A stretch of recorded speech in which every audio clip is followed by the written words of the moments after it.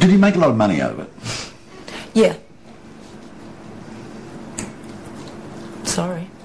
No, I'm fine with it. No. I know. I know. There's something.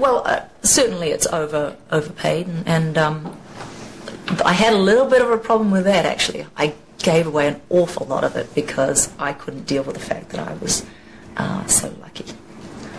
Was one of the corollary factors of the rising fame of Xena overseas and in New Zealand, and our awareness of what you were all achieving here, doing Xena here, did it become hard to live here in New Zealand? Did you find it difficult? I love coming home so much. I call this Scarlett Johansson of cities because it's young and it's unpretentious, but it's voluptuous and it's just falling out of its dress at you. You go to I just find this really generous city. Yeah. The harbours are sparkling and the grass is green and the beaches are pleasant and people are relaxed.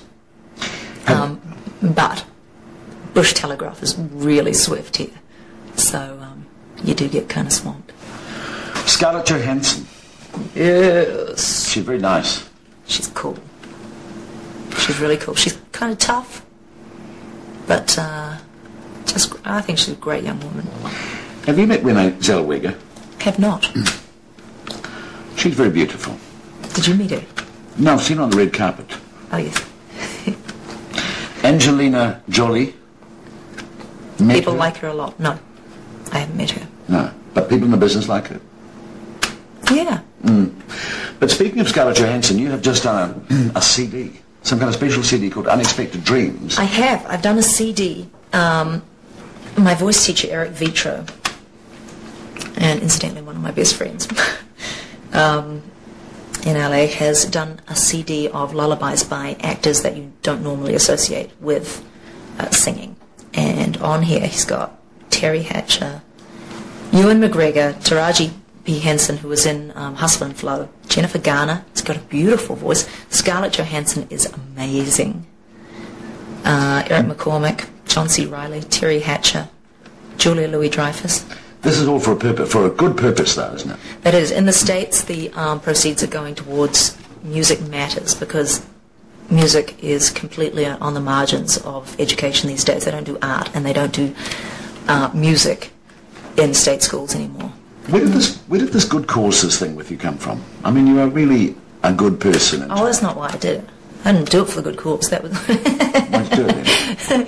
Because it was my friend Eric. Yep. B, you know, I love to have a little sing-song. Yeah, and it's good company. And it is for a good cause, but, you know, it's not, I can't say that's one of my altruistic missions. At a ball, rather than go to the Oscar parties. Is that a big call? It was just one of those necessary calls. Because I did quite one of the parties that was great was the Kiwi party, and that's really famous over there now for being the wildest, woolliest party. It was in the LA Times. There was a write-up about it. What is it about, the Starship, though? Makes you give up Peter Jackson's party. What is that? Makes you give up Peter Jackson's party. What is it? I really believe in that organisation. The foundation are people who I stand behind their integrity 2,000%. And the fact that they are it's easy for me to come back and do a night at the park, you know, go to a ball. That's not hard work. What they do is really hard work, and they are definitely improving the lot of New Zealand kids and New Zealand. So that's the future of New Zealand, rather. So it's really just admiration of them, and my kids might be there one day. You know? You had an amazing couple of experiences last year. You went to Bangladesh. You've sponsored a little boy in Bangladesh for a long time, yes? Evan Barnick, and have a little boy in Malawi who I'd like to go see next year. Katrina, you're down doing some filming in New Orleans. Yeah. And you look on the television and it says Hurricane, what do they call it? Grade 5. What do they, no, Katrina, yeah, but yeah. Hurricane Katrina in New Orleans, you were right there. Category 5. Category 5. Yeah. We're in the bar. I'm with the locals, and all they ever do is go to a strongly fortified hotel and drink fortified sherry. And drink their way to the hurricane. Yeah, just, they're such party animals, but really generous. Like, they would take us out. You'd get bounced from party to house to every night. They're amazing, amazingly social people. And so we're sitting in a bar and they're saying, oh, well, it can't be, I can't do the accent of a real sort of Blanche Dubois, but there's saying, well, it can't be that bad, otherwise Hugh would have called me, or Mama, or somebody. And I said, you know, guys, why don't we go back and form our own opinion? Let's turn on the television and make up our own minds, rather than waiting for bloody Hugh or Mama to call. So we went back, and they're going, well, it's Category 4, and this, my friend Dale was doing this, which I now realise is an expression of extreme panic, you know, in Louisiana. And I think he's going like, oh, well, no big deal, carry on. They leave. Are these local New Orleans people, or are these actors? No, they're locals. Right. Everybody else's work that I knew was working, but these people took me on this wave of society to balls and all this stuff. Right? And, such fine people. Anyway, the next morning I wake up and turn on the TV instantly at 6 a.m. in the morning. They go, it's Category 5, get out, get out, get out. And I start ringing everybody, saying, the producer and them who are going to stand right through, because they had all the film stock, they had everybody's payroll. Meanwhile, the whole crew has scarpered. And I call up my friends and say, look, I'm sorry, I'm not going through with the plan. I'm not going to go to the Monte Leone Hotel. I've got kids. I owe it to them to be sensible, even though I want to stay for the drama, right? Well, they've all pissed off. I am alone. It's all like gringos are hanging out, ready to go down with the ship, right?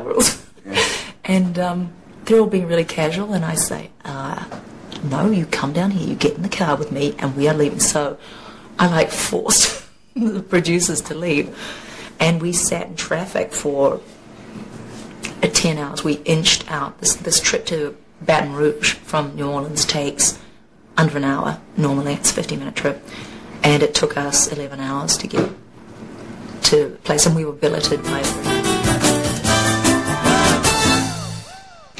Who are you? Hello? I don't know. Do I have to define myself? No. Why limit? Why limit oneself? What do you still want to do? Who cares? What do you still want to do? I mean, you've had a blessed career that other actors would. Yeah, you have, and you are having. What do you still want to do in life? I'd like to do a bit more acting, and want to do a whole lot of yoga, Iyengar yoga. I want to be able to do the splits one day. I don't know why. That'll be good. I want to own a. I want to get another dog. I don't want a suntan. Is Los Angeles home now? Is that going to be home? No. No, I kind of don't feel like I need to pick. Have you enjoyed this interview? Very much. Oh, you don't have to. You know what? You don't have to lay it on thick, Lucy. It's good though. We're setting a tone for the shows to come. And she has too. You have too, Lucy. And yes, she loves the yoga. Judy, you do a bit of yoga, don't you? I love yoga. It's wonderful, yeah. Yes, love it. And you do a bit of yoga? Occasionally. Can you do the big contortions and the big... Definitely not. Did you watch Xena? I did. Wonderful show. A very elegant Wonderful, show. Very interesting girl. Would you like to hear a really, an amazing version with Judy Collins sitting right here of Both Sides Now, her iconic hit, her first big hit? I'd love to. You've already heard a little bit of the makeup room, but it wasn't the same, was it? The warm-up. You heard the warm-up. I heard the warm-up. Well, you always have to warm up with Before this you song. start, if you so kindly do that, before you start, can I say thank you to Teresa for coming on, thank you to Pleasure. Lucy Lawless, and Judy Collins.